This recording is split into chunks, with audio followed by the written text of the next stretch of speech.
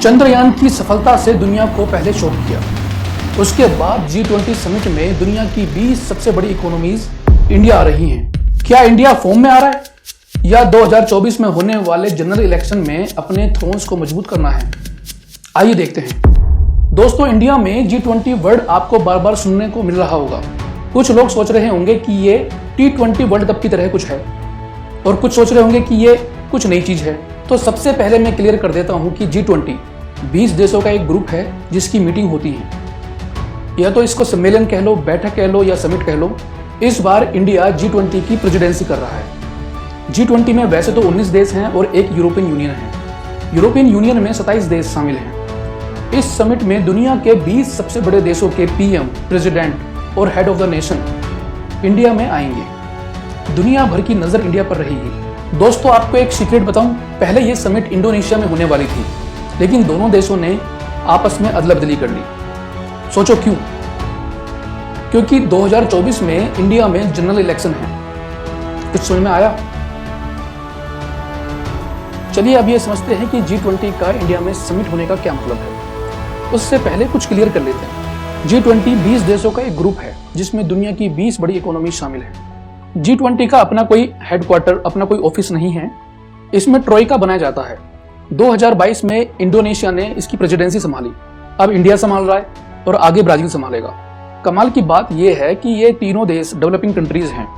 रही बात ट्रोइका की, ट्रोइका शब्द रशिया से लिया गया है, जिसमें एक टाइम में रशिया में एक व्हीकल हुआ करता था जिसमें 3 घोड़े लगे होते थे। इस प्रेसिडेंसी को पाना कोई बड़ा अचीवमेंट नहीं है, ये हर साल मेंबर्स के बीच होती है। G20 1999 में एस्टेब्लाइज किया गया था बड़े देशों के साथ मिडिल इनकम देशों को जोड़ने के लिए और ग्लोबल फाइनेंशियल स्टेबिलिटी को मजबूत करने के लिए। इसकी फर्स्ट मीटिंग अमेरिका में साल 2008 में हुई, जब वर्ल्ड इकोनॉमिक क्राइसिस चल रहा था। G20 का एम है कि इकोनॉमिक गवर्नेंस को मजबूत करना और साथ मिलकर इकोनॉमी को सपोर्ट करना और सोल्यूशन निकालना। इंडिया ने इसकी थीम रखी है वसुधैव कुटुंबकम, मतलब one earth, one family, one future. वैसे तो G20 की मीटिंग इस साल काफी समय से डिफरेंट सिटीज में हो रही है, लेकिन सबसे इंपॉर्टेंट मीटिंग सितंबर में दिल्ली में शुरू होगी। इस मीटिंग में अमेरिका, ब्रिटेन, जर्मनी, फ्रांस और कई बड़े देशों के लीडर्स आएंगे। पूरी दुनिया की नजर इंडिया पर रहेगी। लेकिन रूस के प्रेसिडेंट व्लादिमीर पुतिन इस मीटिंग में पार्टिसिपेट नहीं कर रहे हैं। उसके पीछे कई सारी वजह हैं। अभी कुछ समय पहले ब्रिक्स की मीटिंग हुई साउथ अफ्रीका के जोहान्सबर्ग में, जिसमें इंडिया और रशिया दोनों मेंबर थे, लेकिन रशिया ने पार्टिसिपेट नहीं किया क्योंकि साउथ अफ्रीका आईसीसी का पार्ट है। आईसीसी यानी इंटरनेशनल क्रिमिनल कोर्ट। उसने पुतिन के खिलाफ अरेस्ट वारंट जारी किया हुआ है रशिया यूक्रेन वॉर को लेकर। इंडिया ने रूस से जब मीटिंग में आने के लिए पूछा तो रूस ने इंडिया को एक इशारा किया। G20 समिट के दौरान हो सकता है, ये एक प्रोबेबिलिटी है कि रशिया यूक्रेन बॉर्डर पर एक स्पेशल मिलिट्री ऑपरेशन चलाए। ये एक प्रोबेबिलिटी है।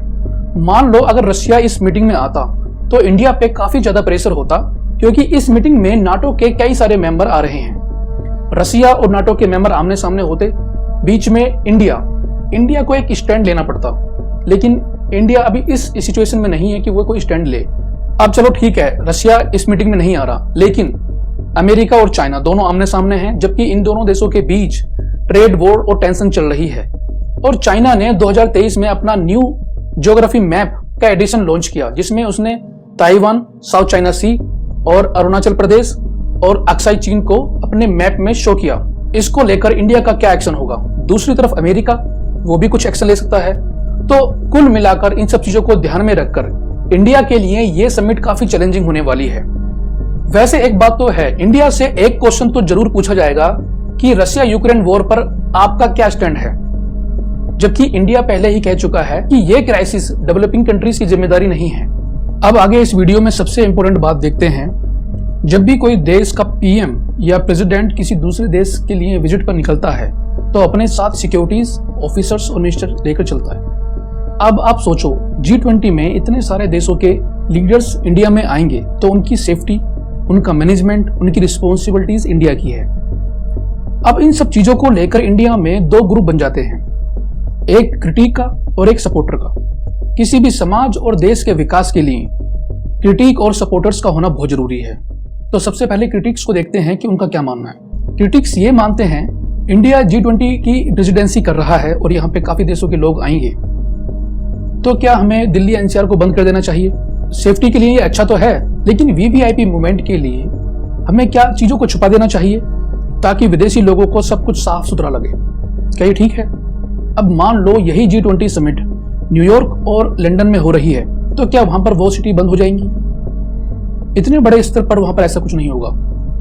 अब 2023 चल रहा है, हम कब तक ओरिजिनल इंडिया को छुपा कर रखेंगे? अब आगे क्रिटिक्स या आलोचक ये भी कहते हैं कि इस समिट में काफी बड़े स्तर पर पैसा खर्च किया गया है, वो पैसा जो आम जनता का पैसा था और पानी की तरह बहाया गया। एक रिपोर्ट के मुताबिक इंडिया ने 400 करोड़ की 50 बुलेट प्रूफ कार इंपोर्ट की हैं। वो सभी कारें लेफ्ट हैंड साइड हैं। क्या इंडिया 2023 में इतना सक्षम नहीं है कि विदेशी मेहमानों की सेफ्टी कर सके? ये तो बात केवल कार्स की थी, न जाने और कितनी जगह पैसा खर्च किया गया होगा। यहाँ क्रिटिक्स ये भी कहते हैं कि G20 समिट के लिए दिल्ली या अदर्स एरिया में जो रिपेयरिंग का काम था उसके लिए वर्कर्स और कॉन्ट्रैक्टर को 8 महीने से पेमेंट नहीं की गई है। जबकि एक तरफ लग्जरी चीजों पर पैसा खर्च किया जा रहा है, दूसरी तरफ वर्कर्स को पेमेंट नहीं की जा रही। एक क्रिटिक्स का तो यह भी कहना है कि जब इंडिया में वर्ल्ड फेमस टाटा और महिंद्रा पहले से ही मौजूद हैं, तो बाहर से लग्जरी कार को इंपोर्ट करने की क्या जरूरत पड़ गई? खैर, इस तरह के तर्क क्रिटिक्स और अपोजिशन के द्वारा रखे गए हैं। अब देखते हैं कि सपोर्टर्स का क्या कहना है। सपोर्टर्स का मानना यह है कि G20 समिट इंडिया के लिए एक बड़ी अचीवमेंट है। इससे इंडिया की एक गुडविल बनेगी और कई बड़ी इकोनॉमीज के हेड ऑफ नेशन इंडिया आ रहे हैं। पूरी दुनिया की नजर इंडिया पे रहेगी, ये कोई छोटी बात नहीं है। इन सब लोगों के लिए सेफ्टी और मैनेजमेंट इंडिया की रिस्पॉन्सिबिलिटी है, किसी भी चीज में कोई कमी नहीं होनी चाहिए। सपोर्टर्स का यह भी कहना है कि G20 समिट बेशक इकोनॉमिक गवर्नेंस को मजबूत करता हो, लेकिन इसका इम्पैक्ट इंडिया में ट्रेड पर, मार्केट पर, टूरिज्म पर, कल्चर पर और डेमोक्रेटिक प्रिंसिपल्स पर जरूर पड़ेगा, जो कि एक पॉजिटिव इम्पैक्ट होगा। अब यहां समझिए कि 2024 में अप्रैल और मई के टाइम पे इलेक्शंस होना शुरू हो जाएंगे। इन सब की तैयारी पॉलिटिकल पार्टी इस समिट के बाद करना शुरू कर देंगी। कमाल की बात यह है कि आने वाले 5 साल में यह देखा जाएगा कि किसकी गवर्नमेंट होगी। और एक खास बात यहां पर और नजर आती है कि इंडिया के साथ ही अमेरिका, इंडोनेशिया, पाकिस्तान और बांग्लादेश में भी इलेक्शन है। तो ये समिट दुनिया में काफी फोकस वाला एक सेंटर पॉइंट बन जाता है। तो हो सकता है कि 2024 का जनरल इलेक्शन काफी चैलेंजिंग वाला होगा। बहरहाल, इन सब बातों को ध्यान में रखते हुए वीडियो के कंक्लूजन में पहुंचते हैं। G20 में शामिल मेंबर का ग्लोबल GDP में 85% रिप्रेजेंटेशन है और ग्लोबल ट्रेड का 75% है।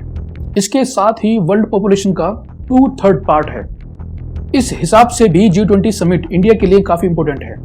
अब इन सब चीजों के साथ ही कुछ अनाउंसमेंट जो दिल्ली में की गई हैं उस पर ध्यान देते हैं कि इस समिट के चलते खासकर सितंबर 9 to 10 पब्लिक हॉलिडेज रहेगा, जिसमें government colleges, bank, school, financial institutions, commercial businesses सब कुछ क्लोज रहेगा। दिल्ली में काफी रिस्ट्रिक्शन रहेंगे, खासकर न्यू दिल्ली वाले एरिया में। अब देखते हैं कि G20 समिट में इंडिया कैसे रोल प्ले करता है, क्या अपनी रिस्पॉन्सिबिलिटीज निभाता है और बाद में क्या आउटपुट निकलता है। दोस्तों, अगर ये वीडियो आपको अच्छी लगी हो तो प्लीज चैनल को सब्सक्राइब कीजिए, वीडियो को लाइक कीजिए और जितना ज्यादा हो सके वीडियो को शेयर कीजिए। थैंक यू दोस्तों।